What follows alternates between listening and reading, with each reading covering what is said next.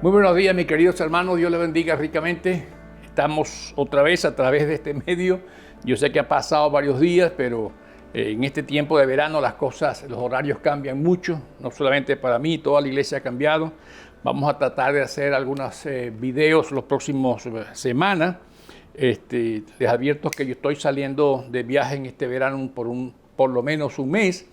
Y va a haber 2 o 3 videos grabados para ser presentados las próximas semanas.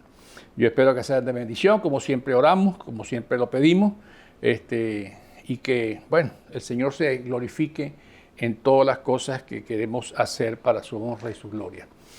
Vamos a trabajar hoy con el libro estamos haciéndolo con 1 Corintios, y vamos a trabajar hoy con el capítulo número 3. Vamos a estar leyendo todo el capítulo 1 al 23, y así dar el estudio para este tema, ¿verdad? 1 Corintios 3, 1 al 23, que es el capítulo completo.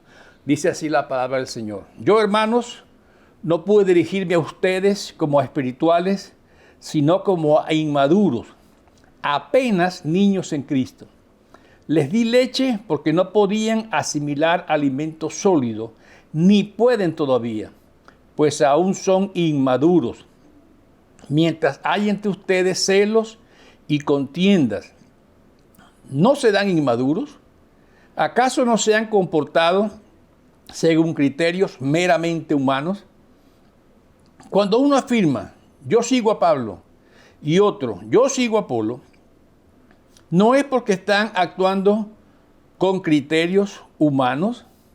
Después de todo, ¿qué es Apolo y qué es Pablo? Nada más que servidores por medio de los cuales ustedes llegaron a creer, según lo que el Señor le asignó a cada uno. Yo sembré, Apolo regó, pero Dios ha dado el crecimiento.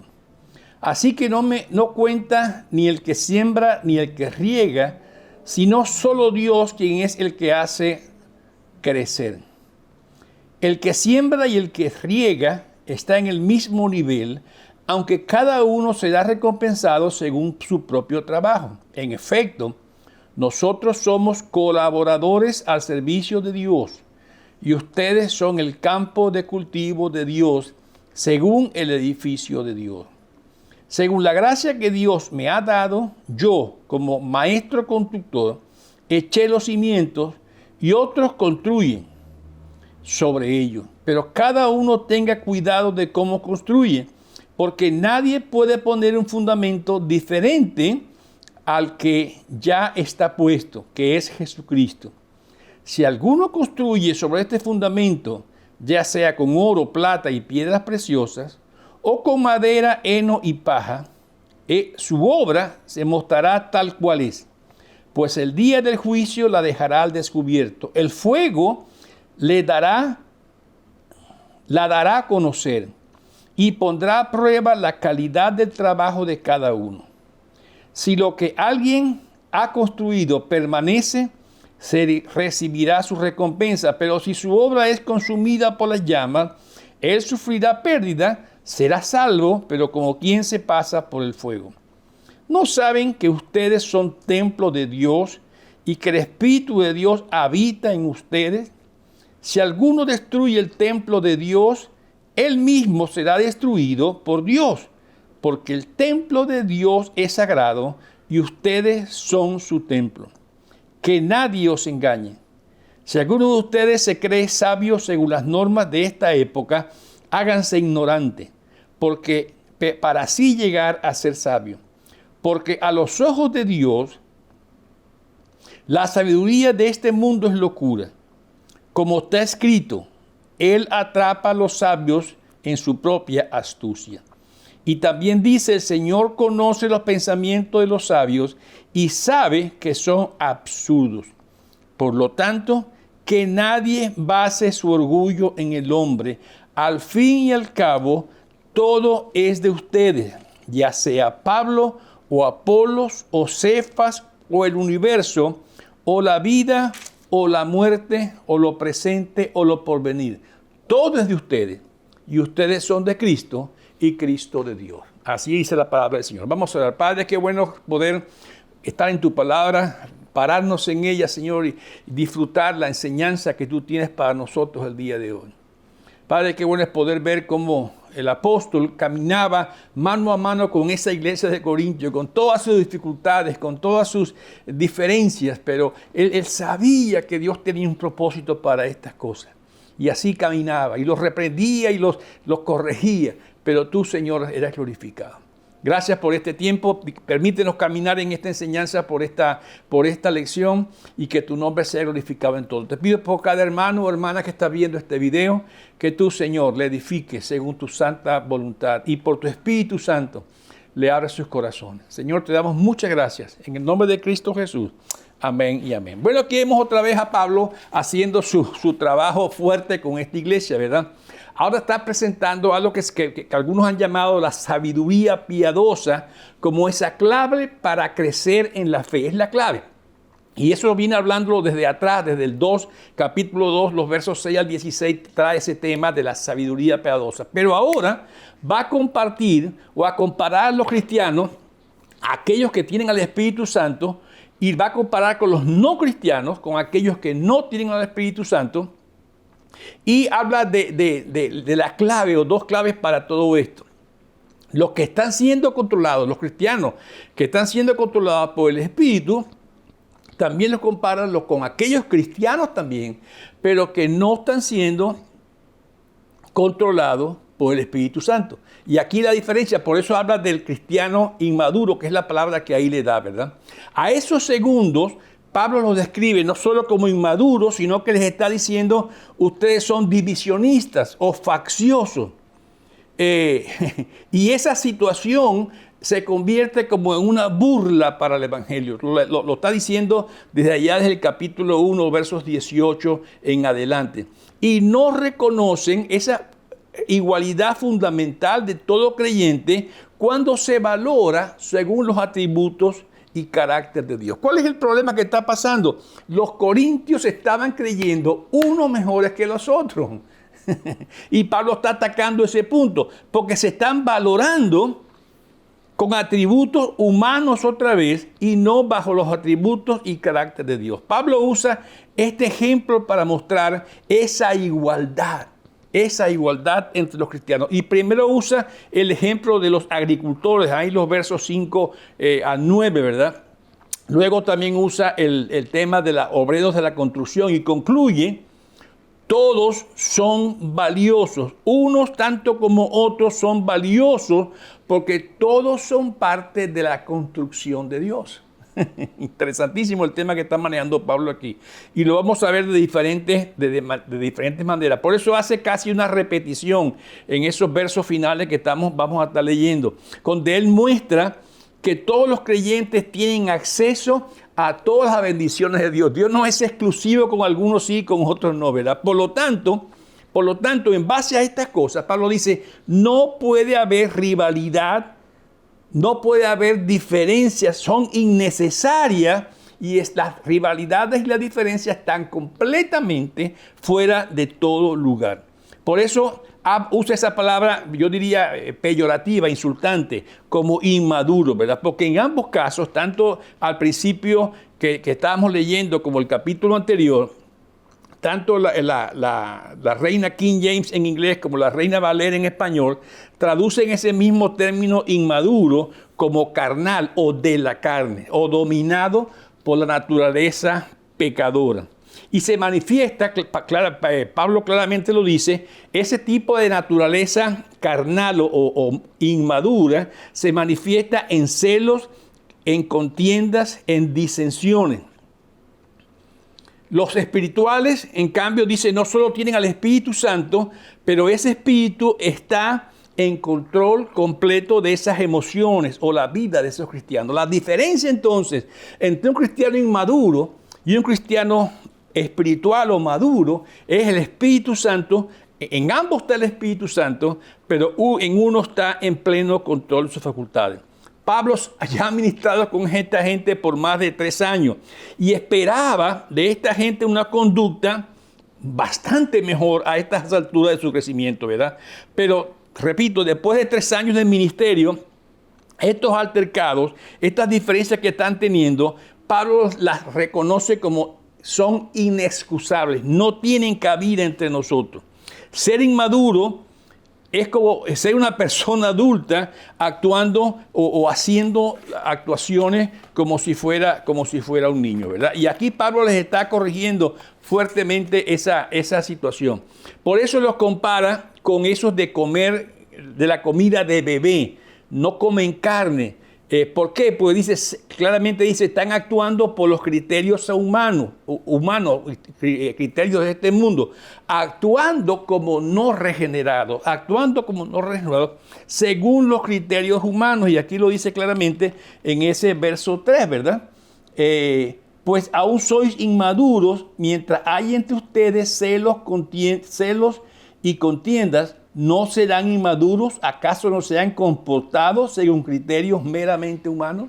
Recuerden que lo dijimos, hermanos. Hay principios del reino y hay principios de este mundo. Y los dos no son compatibles, No podemos hacer el reino de Dios, la obra de Dios, con principios humanos.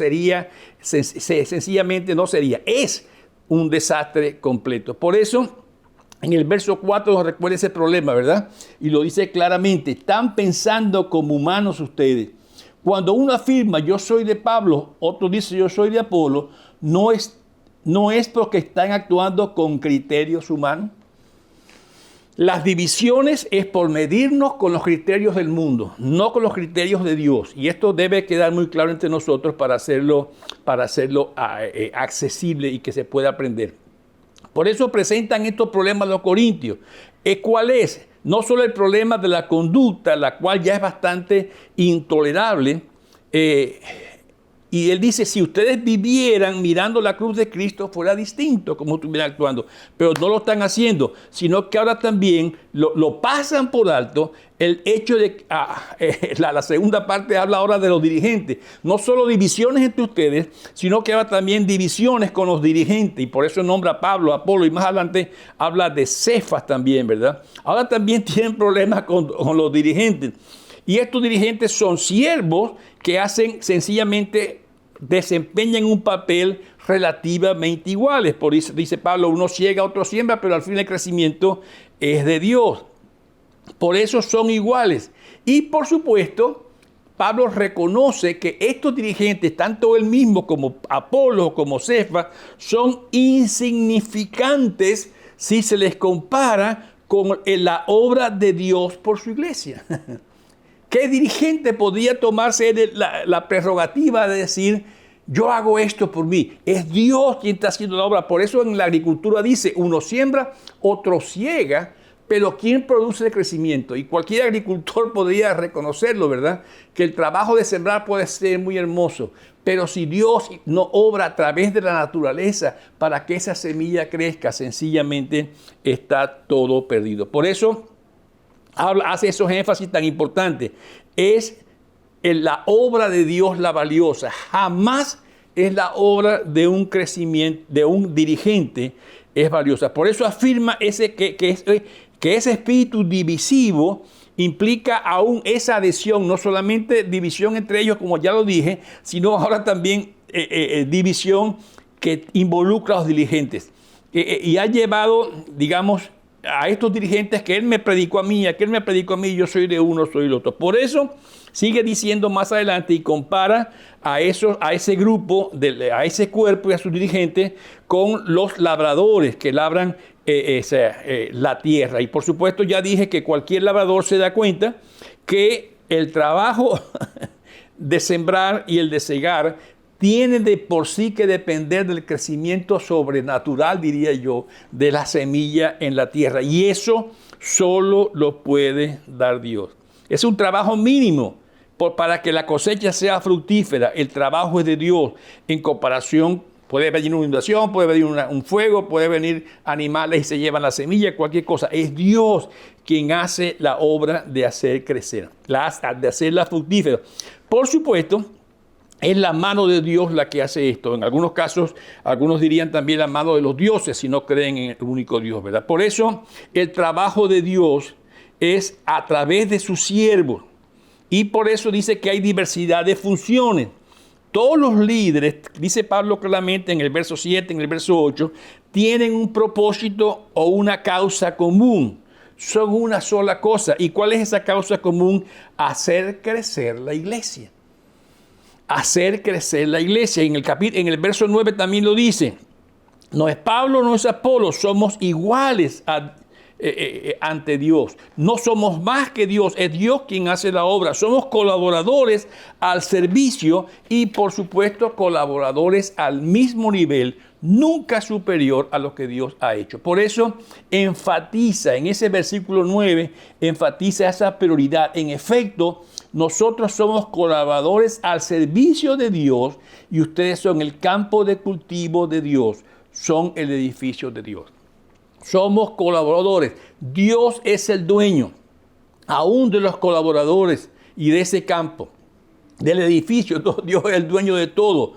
Todo es de Dios y todo lo hace Dios para su honra y su gloria. Por eso, ahí en el verso 10 hasta el 15, hace ese énfasis de la construcción también. Y es muy interesante.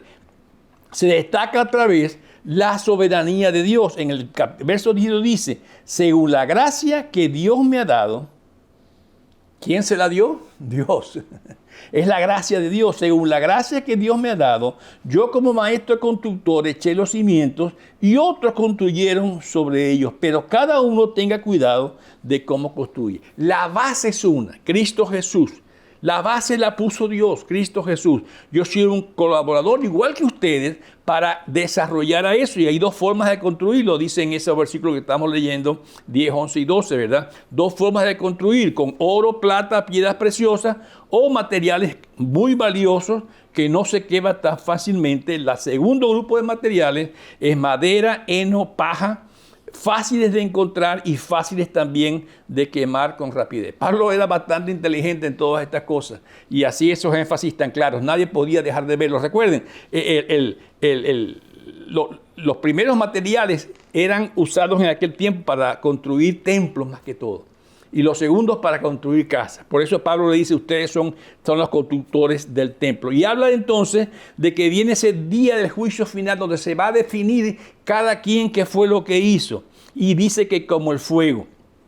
Y lo dice muy claro. Si ustedes pueden ver en 2 Corintios 5:10, cuando estudiemos ya 2 Corintios, vamos a ver este verso, pero quiero verlo ahorita con ustedes. 2 Corintios capítulo 5, verso 10.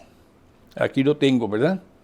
Porque es necesario que todos comparezcamos ante el tribunal de Cristo, para que cada uno reciba lo que le corresponde según lo bueno o malo que ha hecho mientras vivió en el cuerpo. Ese es el día del juicio final. Todo va a ser aclarado, todo quedará al descubierto. Lo construido. No está hablando de la salvación. Recuerden que ya habló del fundamento que es Cristo, ¿verdad? La salvación no está diciendo que es por obras, si se salva o no. Es la valorización o la valoración que Cristo hará del modo que cada cristiano vivimos después de que encontramos esa salvación bajo su promesa de Cristo Jesús. Estas obras son hechas según la fe e incluye todo lo que agrada a Dios. Esas son las obras de oro, piedras preciosas, oro y plata. Son obras hechas bajo las prioridades o conceptos y propósitos del reino.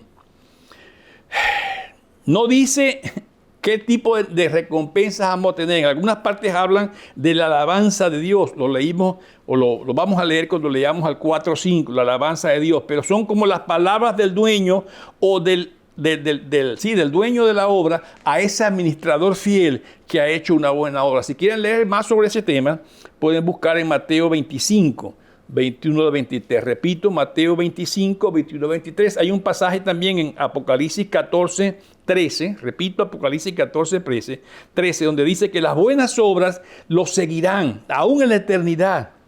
Por eso es tan importante, hermanos, reconocer que nuestras obras aquí, que hacemos aquí, cuando las hacemos bajo los principios y preceptos del reino, tienen un valor que aunque traspasa la eternidad, traspasa nuestra vida terrenal, por llamarla así, ¿verdad? Por eso son obras de cada uno, según la fe. En verdad yo podría decir que todos tenemos obras mezcladas, diría yo. con diferentes materiales. Y todos quizás perderemos algo. ¿Por qué? Porque ninguno es perfecto en este mundo, ¿verdad? Mucha de nuestra obra se quemará. Recuerden también buscar en 1 de Juan 2:28, si quieren encontrar algo parecido a esto. No está hablando de la salvación, está hablando de la gratificación posterior a ese juicio final. Recuerden, 1 de Juan 2:28. Evitar una mayor pérdida ese día, por supuesto que sí, pero por eso la clave para evitar esa pérdida es vivir en fidelidad a esos principios y a esas enseñanzas del reino que ya las tenemos con nosotros.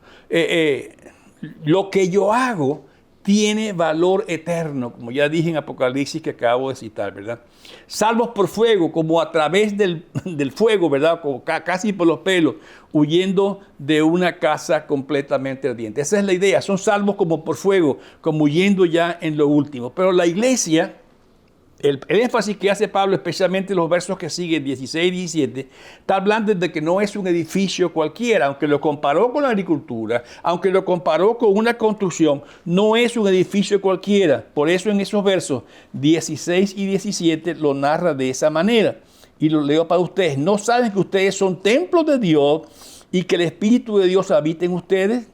Si alguno destruye el templo de Dios, él mismo será destruido, porque el templo de Dios es sagrado y ustedes son el templo. El templo de Dios es sagrado. No está hablando, por supuesto, de la construcción física de cualquier iglesia. Está hablando de la construcción espiritual de cada cristiano.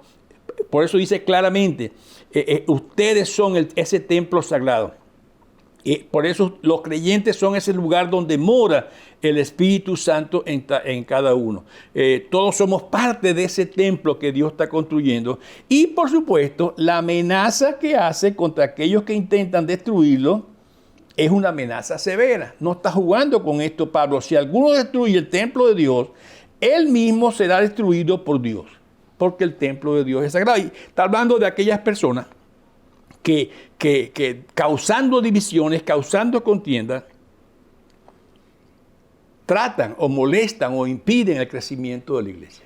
Así que son serias estas cosas, hermanos. No estamos hablando de un juego.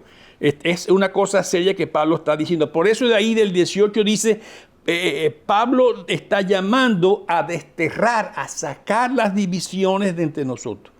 Los corintios eran muy peleones, muy contenciosos.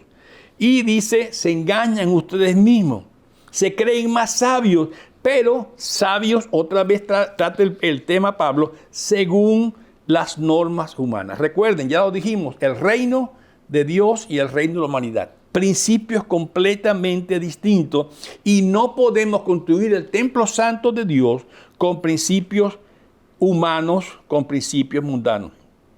El autoproclamarnos, el autoecharnos, el ser engreídos, esto los convierte en necios y sencillamente no están aceptando la sabiduría de Dios que nos narra las cosas, sino que lo están haciendo por ustedes mismos. Yo quiero que anoten una cita y la puedan buscar con tiempo. Job 5:13, repito, Job 5:13, y también Salmo 94:11. Me gustaría hasta leer el Salmo 94:11, si no me tarda mucho tiempo en llegar a él. Salmo 94:11, ya casi llego, así que lo leo para ustedes. Salmo 94:11, dice así: el Señor conoce los pensamientos humanos y sabe que son absurdos. Cuando trabajamos con principios humanos, Dios sabe esas cosas y sabe que son completamente absurdos. No se puede ser sabio por los principios humanos, solo bajo los principios de Dios. Por eso ahora, en ese final del capítulo que leímos, 21 en adelante, muestra esa última razón que da Pablo para ver lo inútil de esa actitud de contención o división. Los cristianos tienen todo lo que necesitan para crecer, tienen a Jesús para crecer. Todo es de Dios, todo es de Cristo, todo es de ustedes porque ustedes son de Dios. Y hay muchos versos que corroboran eso, ¿verdad? Ese capítulo entonces nos da, por decir así, la cuarta manera de que Pablo trata de vencer esas divisiones entre ustedes. Y tiene que ver con reconocer la igualdad fundamental y humildemente que tiene cada cristiano ante Dios. No somos ninguno más que otro. Y cuando los comparamos con las normas humanas frente a las normas infinitamente santas de Dios, infinitamente perfectas, por supuesto que nos damos cuenta que pensar de la otra manera es arrogancia y es algo inútil. Por eso es importante decir que se debe vivir en ese término espiritual y no en la carnalidad o no en la inmadurez. No se puede negar, por supuesto, que existen ese tipo de cristianos, pero lo que sí está dando Pablo es que tenemos que definir esa carnalidad en términos más amplios, así como lo hace Pablo. No está hablando de recién convertidos, está hablando de gente en Corintio, de gente cristiana por mucho tiempo que ha caminado y a pesar de eso todavía mantiene esas actitudes inmaduras. A eso se refiere Pablo, no una actitud sencillamente de un niño o de un recién convertido. Los cristianos de Corinto habían recibido el Espíritu Santo, habían sido edificados por sus dones, habían crecido en sabiduría de Dios, habían crecido en conocimiento, pero eso que tenían, que era tan bueno, lo han usado de una manera destructiva, de una manera desaprovechándolo, por decir así. Por eso en el mundo de Pablo la espiritualidad está muy basada en la acción o en la conducta del grupo, más que la devoción sencillamente espiritual. En el Nuevo Testamento, hermanos, no se ven cristianos que no forman parte de ese edificio, que no forman parte de esa comunidad de creyentes. No es de sabios hacer eso. Por eso Pablo no lo ve de esa manera. El cristiano espiritual, entonces, es aquel que es controlado por el Espíritu Santo, y por supuesto el cristiano inmaduro o carnal, como dicen otras versiones, es que se revela en contra de ese control y contra esa dirección del Espíritu Santo. No olvidemos, allá en Romanos capítulo 6, 7 y 8, dice que todo cristiano sigue teniendo una naturaleza pecaminosa. Tenemos la victoria sobre el pecado, si es cierto, y lo estudiamos como estudiamos Romanos. Sin embargo, esa parte de Romanos 6, 7 y 8 nos anima a hacer morir el viejo hombre en nosotros, el cual, por decir así, compite con ese Espíritu de Dios que vive en nosotros. El que se sujeta a la ley de Dios, el que se sujeta al Espíritu, se identifica con los principios del reino. El que no lo hace, se identifica sencillamente con lo natural o con la parte carnal o humana, que ya dijimos que era inútil y sin provecho. Por eso el énfasis de Pablo a los corintios que han experimentado esa transformación maravillosa y el poder del Espíritu Santo en su vida, pero ahora han, por decir así, abandonado esas victorias que tuvieron en su base a favor de una rivalidad interna que los está destruyendo. Sí habían crecido, por eso los llama inmaduros. Ustedes están actuando como hombres adultos, hombres y mujeres adultas, pero actuando como niños. Los creyentes de Corintios son creyentes que obran de manera contradictoria a la profesión que creían y a la profesión que tenían. Por eso Pablo les exige que cambie. Dice, no sigan esa conducta. Los espirituales deben andar en el espíritu, si no van a ser como los mundanos, aplicando los principios y las conductas que no son del Espíritu, por lo tanto mundanos. Y Pablo le dice, detengan esa conducta, no continúen ese camino. Algunos preguntan, ¿hay diferencia entonces de recompensa? Realmente el capítulo que estamos leyendo no nos da niveles de recompensa, ¿verdad? Algunos dicen, pero si yo trabajo más, por supuesto que merezco más. Tengamos cuidado con eso, hermano, porque recuerden que nuestra salvación es por gracia y no por obras. No es lo que yo me merezco. Si Dios me diera lo que yo me merezco, por supuesto que me mandara al infierno. La gracia de Dios, el amor de Dios, incluye en no darme lo que me merezco, darme la gracia que es perdonadora. ¿Por qué? Porque el exigir lo que merezco es otra vez un principio mundano. Compararme yo con la perfecta santidad de Dios sería una estupidez. Es como comparar mi altura como ser humano con el monte Everest, ¿verdad? Incalculable la diferencia. Pero si me ven desde el espacio muy lejano, la diferencia casi se hace pareja porque desde está muy lejos. Si yo me comparo con la santidad de Dios, por supuesto que mi actitud es completamente pequeña, ¿verdad? Es la obra de Dios. Poner la obra de Dios al lado de lo que Dios está haciendo, no podemos cambiar la enseñanza de la palabra que nos habla de los principios del reino por la enseñanza del mundo que nos habla de los principios del mundo. No está dando Pablo una autorización para vivir como carnal o como inmaduro. Al principio, al contrario, le dice, dejen eso. No es una excusa para pecar. Nunca encontramos a Pablo o al Señor Jesús dando el testimonio de la gracia como un principio para pecar. Sí son salvos.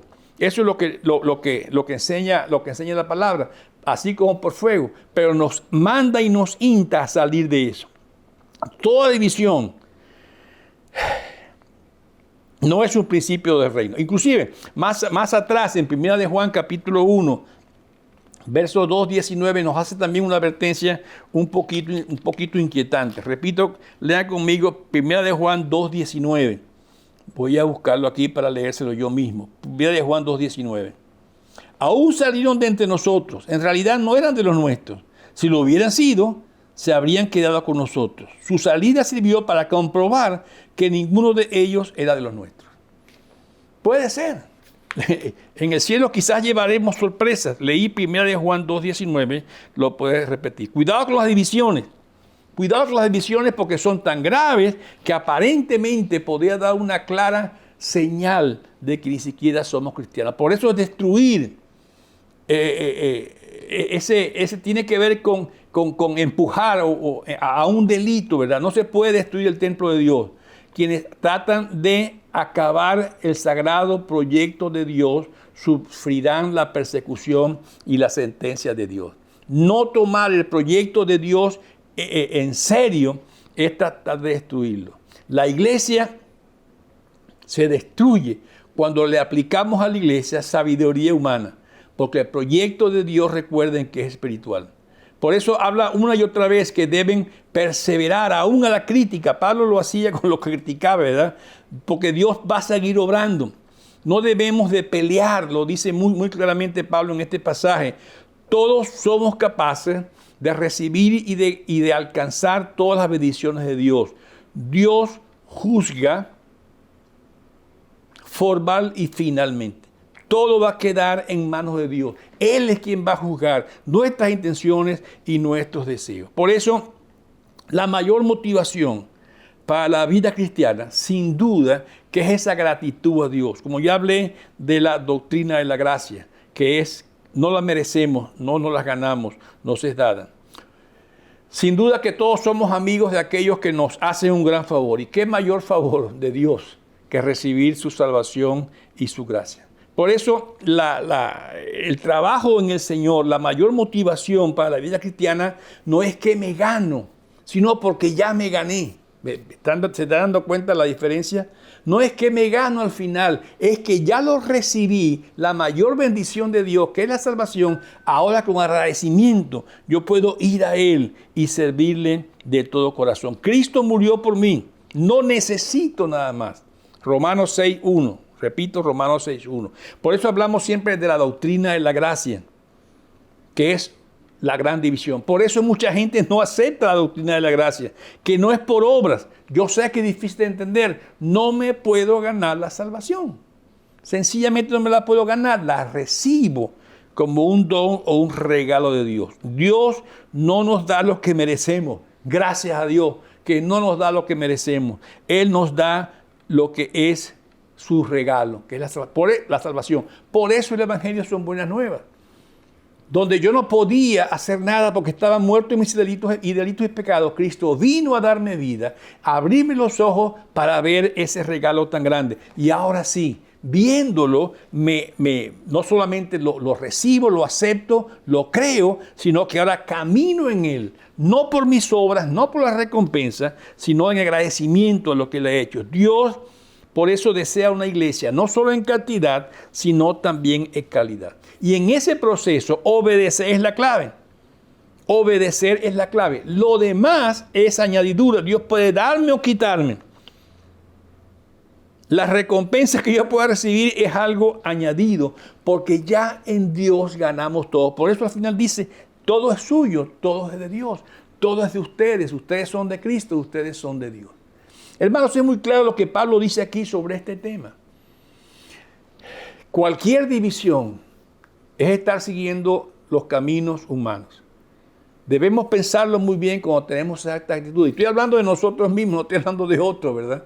Cuando nosotros actuamos bajo esas premisas mundanas, recordemos, vamos a encontrar caminando bajo los principios del reino. Perdón, los principios mundanos. Los principios del reino siempre son diametralmente opuestos a lo que Dios quiere hacer con su iglesia. Gracias por su tiempo, hermanos. Dios les bendiga. Seguimos la próxima semana con el capítulo 4 de 1 de Corintios. Que el Señor les esté edificando. Como siempre les digo, agarren todo lo bueno que hemos dicho. Si no agarran nada bueno, aunque sea la palabra de Dios creó entre nosotros. Pero la gloria es del Señor. Vamos a seguir conversando sobre este tema y estoy seguro que todos vamos a ser edificados. Gracias por este rato. Oremos. Padre, qué bueno poder considerar estas verdades entre nosotros. Y permítenos que no solamente quede en nuestra mente, sino bajen a nuestro corazón y a nuestras obras, Señor. Que entendamos que la obra es tuya y que todo viene de ti. Y que nosotros somos siervos sencillamente en tus manos, haciendo lo que tú nos pides. Uno en una posición, otros en otro, pero todos obrando para tu honra y tu gloria. Y en Cristo Jesús pedimos estas cosas, Señor.